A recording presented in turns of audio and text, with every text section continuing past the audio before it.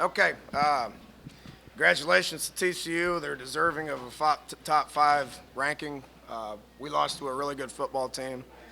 Tired of saying it, but it's true. They've won 21 out of the last 22 or 22 out of the last 23. There's a reason for that.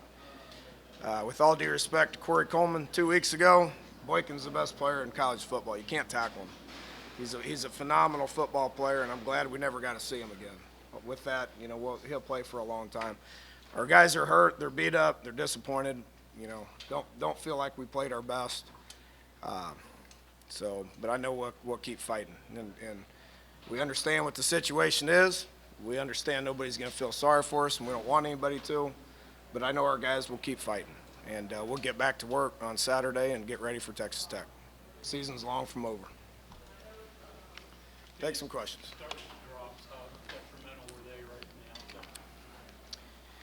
It was pretty apparent in the first half, which, and it happened some in the second half. You got to make those plays, and we got to call better plays. We got to improve our schemes. We got to coach better and call better plays.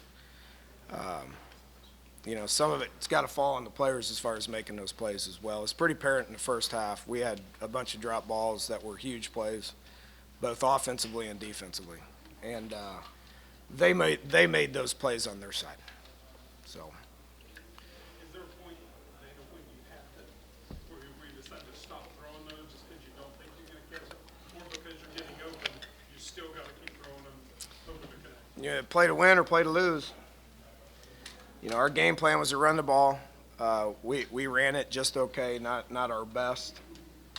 We ran it okay, but some of those drop balls would have been touchdowns and interceptions and stuff. I mean, that keeps you in a game like this. We could have played it safe and lost 32 or 31 to 7 or something like that. We could have played it close, but if you want to play and win against a team like TCU or Baylor or even what looks like Oklahoma is at this point in Oklahoma State, you got to try to score. So I've been saying it. We got to try to improve offensively to the point to where we can score. I'm failing at my job to get that done offensively. We're not scoring enough to win a game like this. And the only way you can score is you make plays like that. I mean, they did. So.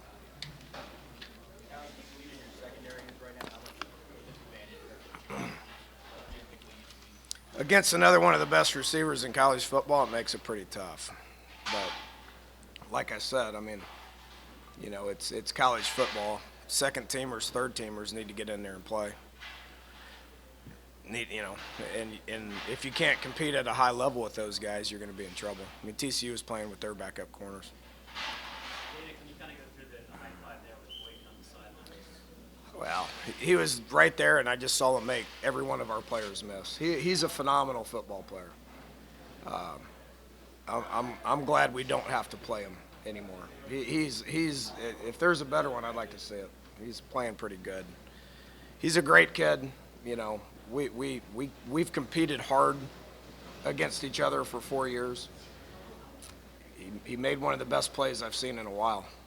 And he was right there, so I didn't know what the hell else to do. I could have started yelling at our guys, but what good's that going to do? I mean, congratulations, bud. You just made a hell of a play. And then we turned around, and we went out there and had to play ball. Dana, what'd you see out of Skyler ran hard like they ran the drives? Yeah, he's going to just keep competing is what he's going to do. He's the same kid that we've known he's been. We got to play better around him. I got to coach him better. He's got to play better.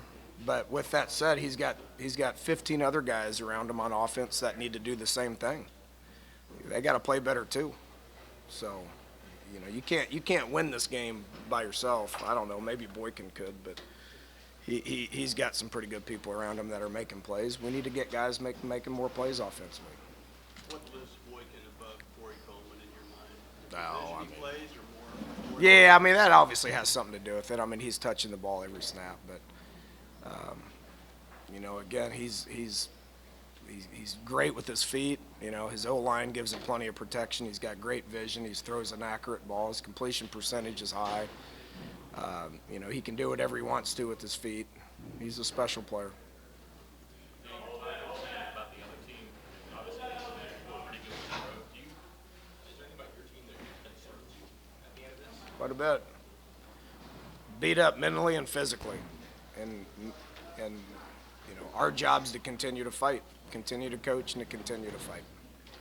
This is again a unique stretch, but is it almost weird that another grasp where you are getting injured and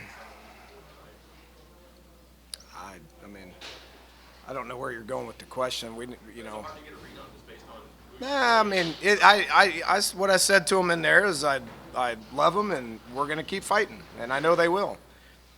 You know, so let's it's going to be a hard week for us. This was a tough one now, and you know, it obviously after 4 in a row tough ones, it gets harder. But let's see what we're made of. I think we got good character kids that care and they try, and you know, I mean, that's not good enough to be in the situation that we want to be in at West Virginia. But with that said, we're not going to quit. It's going to be harder, but we're not going to quit. After going through this stretch, do you have any feel of the 4 teams that you just kind of gone through, how they stack up with one another? I mean, it's going to be fun to watch. It's Big 12 football. Big 12 football is pretty fun. It's pretty deep. It's good dang football with good teams and good coaches and good players. And we're fortunate to be in the Big 12. Any predictions with those guys, I don't know. I can't get number 2 out of my mind, making everybody on the field miss right now. He's pretty good, and TCU is going to continue to get better defensively. You know, where they're at earlier in the year and where they're at now is obviously a tribute to Gary and what he's doing defensively. They're going to be tough to beat, but yeah, he'll be the same probably the rest of the year. He's a tough kid that wants to play, and he's going to get out there and play as much as he can, practiced hard all week, but when you get hit on it, it hurts. You're going to have to come out. I don't know if it's to the point where it needs surgery or not. I don't know. Isaiah Bruce at defensive end, that's a new look.